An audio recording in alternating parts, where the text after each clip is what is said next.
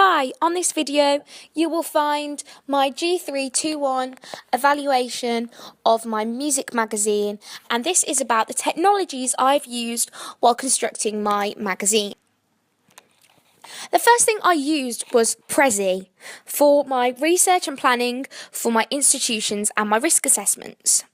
Prezi is a more adventurous way to present your work than constantly using PowerPoint or Google Slides. It was easy to use and it has many designs to choose from, and this meant that not all the work looks the same.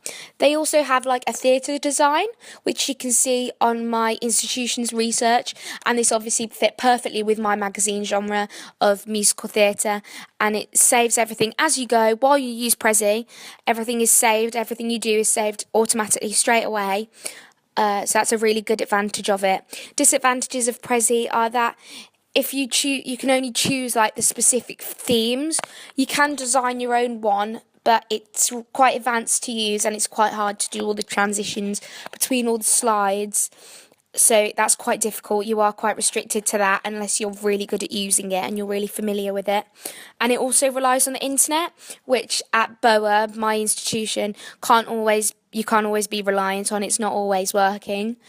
I used PowerPoint and Word throughout the process for my preliminary project, research and planning, the production, the evaluation, just to like write notes on everything on. PowerPoint and Word are softwares that you can use to display work. I used it throughout everything. They're very easy to use and you can access them from all computers in school and at home if you've got the software downloaded, which most people do. They allow me to do everything I need. They're just blank documents. You can add images and slides, text box, everything you need. I found it really easy to use and I didn't have a problem with it. The only problem I can think about with PowerPoint and Word is that it doesn't automatically save and you have to save things as you go.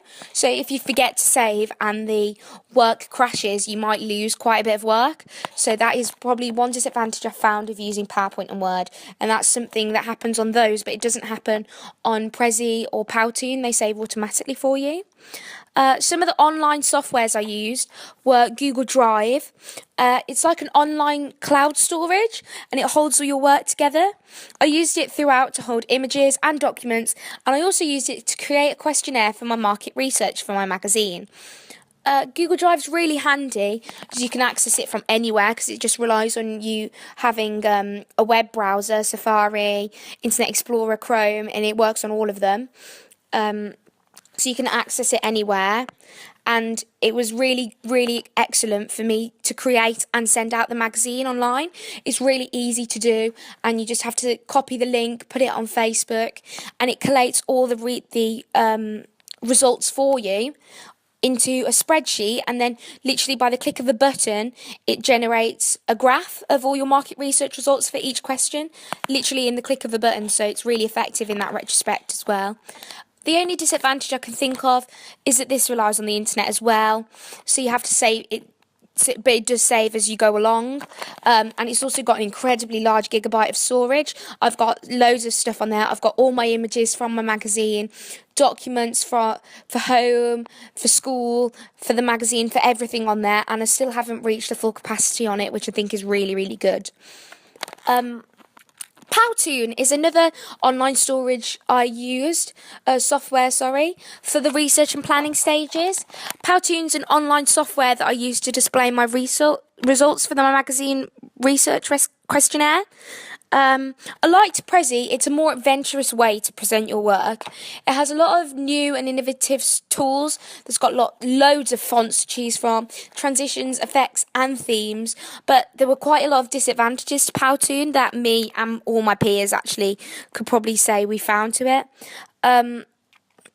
You have to set the slides to how long you want them on each thing before the transitions. It's not easy to wrap the layers on the boxes. I often found that I couldn't get a black box behind the text, and I had to delete the text and redo it, but put the black box in first. You couldn't like swap them around. If you use your own images, which I did as well, it's quite difficult to paste them in. It's got a really weird thing where it doesn't like you copying and pasting things onto it. text boxes and shapes and images had a fixed crop window, meaning that I couldn't work with the dimensions of the boxes. I could only work with the dimensions it gave me, which meant I couldn't always fit the box to the page, or it had to slide off the page, and I couldn't get the text to work with the boxes or the images to work with the text, and it was really difficult. It relies on the internet as well. I found it really time consuming and really difficult to use. I could have made something that looked just as good on PowerPoint or on Prezi, and it would have taken half the time, so I won't be using Powtoon again. SlideShare is another online software I used. It is a site that allows you to upload PowerPoint and Word documents and embed them into sites. I used it to upload all the slides I did from PowerPoint or Word documents onto our blogs. Alike to SoundCloud, it's really easy to upload documents onto and embed them into sites using the HTML code. Again, SlideShare relies on the internet, so you have to make sure you have internet access to do it. I had a few problems with SlideShare as I had downloaded fonts on the documents and on the PowerPoints, and it has like a default setting, so when you put the PowerPoint into SlideShare, it deletes your font and sets it to a default, and it changed all the sizes and the dimensions. It made my slides look all messed around, so I had to change my slideshows on PowerPoint into PDF documents, and that meant they had no transitions on them, so it just looked like a book was like turning the page of a book. It didn't have anything special about it, and I had worked hard putting transitions into the PowerPoints to make it look quite aesthetically pleasing. So I'm not sure that SlideShare is the best site for you to use to upload the PowerPoints, but it got my work onto the blog, which is what it needed to do. Talking of the blog, I use Blogger, another online site that you can use to publish all your work. Blogger's very basic and quite old-fashioned design software. You can only have 6 fonts to choose from, and 6 sizes of font to choose from. You have smallest, small, medium, large, and largest. I didn't have a problem inserting images onto the blog. However, positioning them around the text is quite difficult. I don't feel like my blog looked as nice as it could be as well, because Blogger doesn't have as many functions to use to make it look so aesthetically pleasing. However, I feel I've used the tools it has to the best of my advantage. I obviously use my email. I have a Gmail account, and I use that to send my work over from my phone to the computer. Again, email relies on internet, but I find it's the best way for me to send over my work from my home computer to the school account. I'm really familiar with my Gmail. I use it at least every day, so I didn't have a problem with my email. SoundCloud. I've spoke about SoundCloud above. I use SoundCloud to upload my voice recording for my institution's evaluation from last week. SoundCloud relies on the internet as well, but I've had no problems using it, and it's been really easy for me to upload the files to. YouTube, I'll be using to upload this video of me explaining all of this to you. I've used YouTube before and I haven't had a problem with it. Only possible problem would be if the school internet plays up and I can't view or upload my video to YouTube, as again, YouTube relies on the internet. You can also, on YouTube, which I forgot to mention above, make files unlisted so that they're only visible to people with a link, and you can also do this on SoundCloud and SlideShare, and I think this is really effective because obviously I don't want everyone viewing my work, so I've tried to make it private so that only you, the markers, and my teachers can view it. Photoshop was probably the technology I've used the most of. I used it for my preliminary project and the production stage of my magazine. It's an Adobe software that allows you to manipulate images. It's a very advanced piece of software that has many advanced tools to help you edit pictures. It's a photo manipulation software that has tools and has everything that you could possibly need. I used it so much and I wasn't completely aware of all the tools on there, but instead of asking my teacher for help all the time, there are loads of tutorials online, which I found really useful. But our version of Photoshop on our MacBooks at school isn't one that there are many tutorials on. So when you're watching the videos and tutorials of other people on Photoshop, you have to look really carefully at the tools they're clicking on, because they'll be in different places, or you'll have to touch different keys to what they're talking about on the video, because it's completely different from Max and this version of Photoshop we have. Every time there's an update, the layout and the tools move around, meaning that when you're watching the tutorials, you have to listen to the name of the tool instead of looking for like where they move their cursor to find this tool. Apart from that, it was fine. Photoshop layers also meant, though, that when I'm trying to remove backgrounds of pictures, I was sometimes removing things on the wrong layers. You have to make sure you're specifically clicked on the right layer before you can edit things. Sometimes things lock as well on the side, and you have to like rasterize the layers, and sometimes it's just a bit messy, but the results from using Photoshop are incredible, and like nothing else you can use, you wouldn't get the same results. InDesign. I used InDesign in the production stage to create my music magazine. I'd never used it before. It's owned by Adobe again, and it allows you to display text and images in a professional way. InDesign, like Photoshop, is really advanced and has lots of tools to help you create your work. However, I think InDesign is more for layout than it is for images, and again, it let me do everything I needed to do. I found it really useful to line all the text boxes up. You can click and you get a ruler that sets down the side, and you can line everything up really easy. InDesign was a little bit difficult because it has a crop window and a resize box. The crop window is blue and the orange box is the crop window, the resize, sorry. And it made it quite difficult to move the text around, because sometimes you were cutting it off because it was out of the crop window, and you couldn't find the document if the crop window was set too hard. I couldn't find the bits that I needed to bring into my magazine. Another thing that I found difficult with InDesign was the colour swatches. You have to put in the value for each colour or move the sliders to find the colour that you wanted. And it's a lot harder than like having a colour wheel or specific colours already set for you in Word and things. So it's hard to find the specific colours I wanted. The layers were also quite fiddly, as I had so many layers on all my pages. I think I had 200 on my front cover, so it's quite difficult to move them around and make sure that whatever you want on top for the text wrapping is on top of the top layer. So that again was quite difficult. For my pictures, I used a Nikon D321 DSLR camera. The camera that I used for the production stage of my magazine was faultless. It allowed me to affect the size of the iris and allow me to let certain light in, make it darker, make it lighter. I could zoom in, I could focus. There are lots of technical aspects to the camera that I wasn't aware of. I only used the ones that I've listed above. I found the focus really useful to get the specific focus on my model, especially in my contents page picture with the lights in the production classroom. It has a really high megapixel, so my images look really professional, and I'm really pleased with how my images are. Like I said, I wasn't aware of all the tools on the camera or how to use them to my full potential.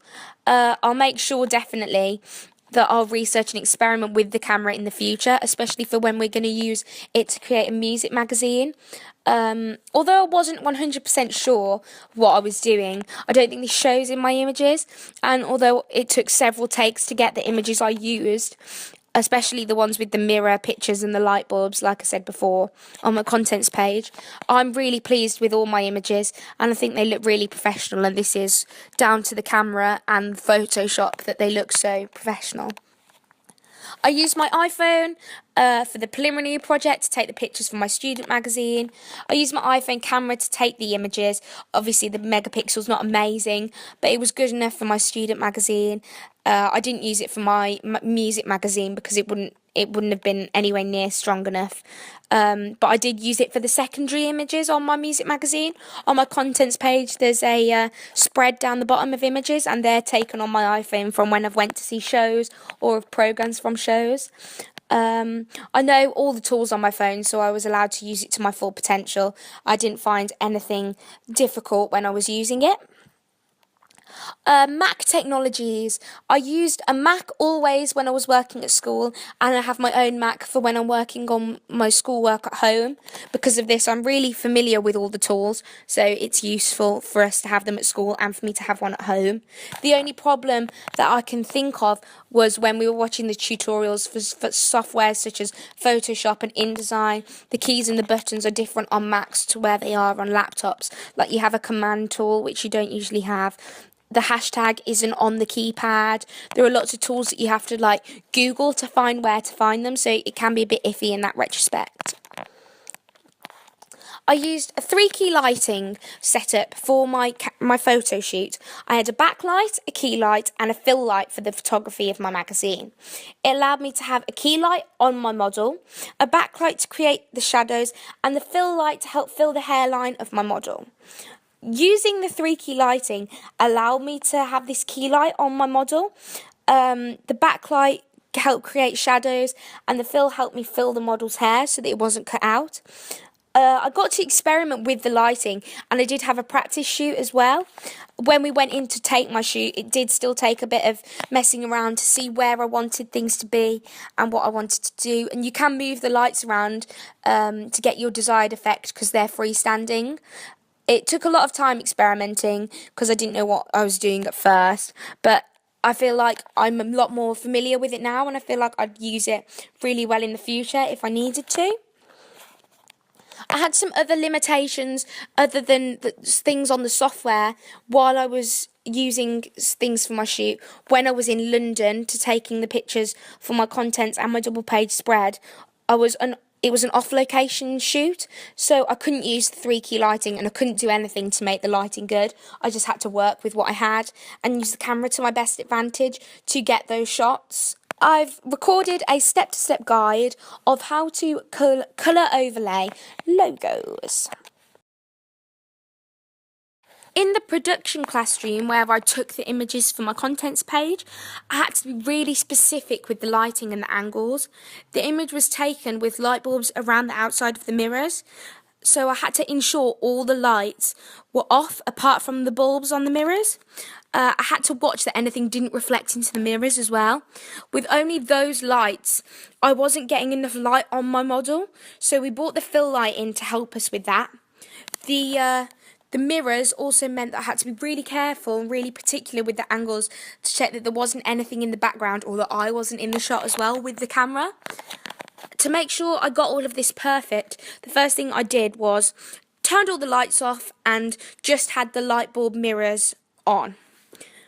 I set Talia, my model, where I wanted her, and placed the fill light to the left of her face, to the right of her face, and below her face to see where it was that I needed it, and I could see where I wanted it from seeing in the camera. I could see in the mirror through the camera. My friend Joe was holding the light on Talia's face so that I could take the images.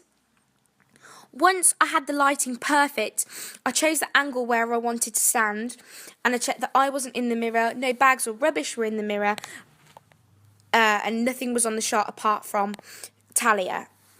I checked that Joe and the lights weren't in the shot as well, and I took as many images as possible as I could at all different angles with all different lighting, with the fill light on Talia from the left, the right, below, above, to get the desired effects I wanted.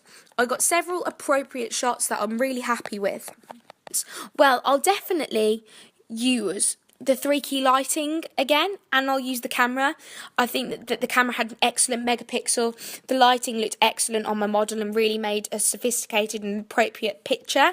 I'd definitely consider using the 3-key lighting and the camera to take headshots for myself, or even if I ever need to take a photo shoot of anything, I'd definitely try and use this setup as I feel it was really effective.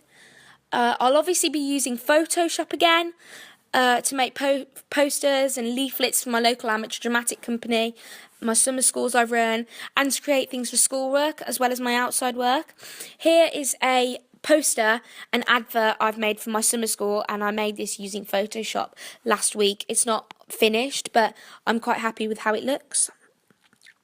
I'll also use Prezi again, as it's better than using PowerPoint. in some cases, because it's different and everyone uses PowerPoint, so it'll make my work look more individual and original. I'll definitely use that again, but I'm going to continue to use Word and PowerPoint as they're easy to use and they're easy to present work for any subject in school or outside school or any activities I need it for. The next project I'm doing is a music video. I'm doing this for my media coursework. For this, I'm going to obviously use the camera again. I'm going to use the Nikon camera, the same one I used for my magazine. I'm going to make sure I become really familiar with it and test it out before I actually shoot the video. I want to make sure that I have everything perfect and I'm using the camera to my best ability. I also want to make sure that I film, if I have anything to film indoors, I can use the green room with the lighting setup as I did previously for the magazine. I feel that would be really effective and I could use that again if I'm filming indoors.